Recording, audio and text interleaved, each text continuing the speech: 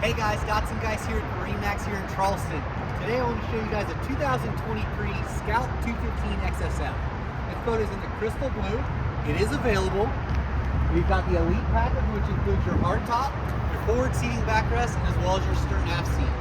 This particular boat is powered with a Yamaha 200.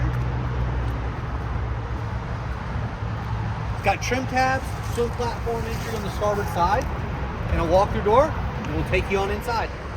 Alrighty, now that we're in the aft cockpit of the boat, we've got that stern seat. Again, that's included in the Elite package. I'm 6 foot for reference, plenty of leg room, grab handles to get up and out of that seat. Stores nice and conveniently in the back. Moving to the helm, we have the rocket launchers, cup holders, and igloo cooler there. Independently controlled bolsters at the helm. We have our Fusion stereo system with our jail audio upgraded speakers. Digital tacks from Yamaha, tiltable helm, that's standard, as well as our standard Lumar oversized steering wheel.